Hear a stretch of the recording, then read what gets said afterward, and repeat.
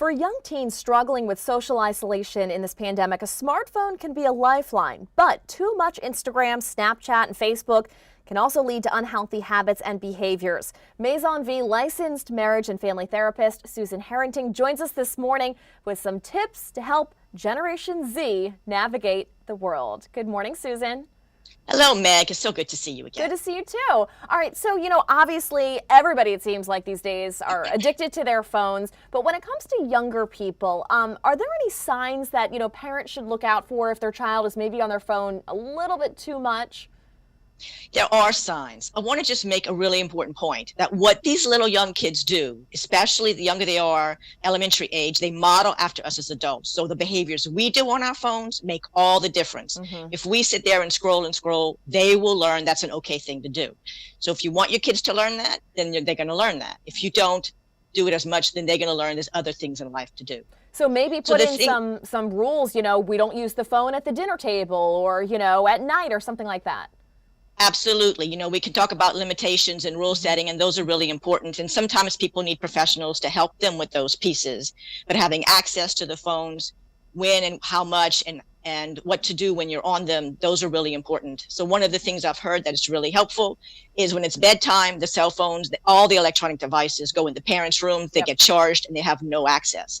But those signs to look for is if the kid is desiring to increase their time on the electronic device, if they want to be on it more, if they get more distressed when the parents are saying, time to take it away, and the kid gets more upset. That's a sign that we have a problem. Yeah, if they throw a temper tantrum or something, and it's like, okay, they're, we got to pare this down a little bit. It could be a temper tantrum, but it could also be a withdrawal kind of experience, right?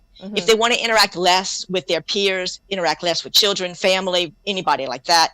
For the little ones, because those electronic toys start early, for the little ones, if they stop wanting to be an imaginative play, that's important. Because imaginative play is how our forebrains, our frontal lobes grow, and we need those frontal lobes to do our decision making. And these cell phone devices and electronic devices, what they're doing neurocognitively is they're changing our frontal lobe development, meaning we're going to have less ability to make decisions in the moment. So imaginative play is the medicine for that. And the scary thing too is for parents who let their kids have their phones whenever they want, what are they doing online? I mean, are they, chatting with someone they shouldn't be chatting with? Are they looking at sites they shouldn't be looking at? So I guess parents need to kind of put in some rules in place in that regard as well. Absolutely. It's really important for parents to be really curious.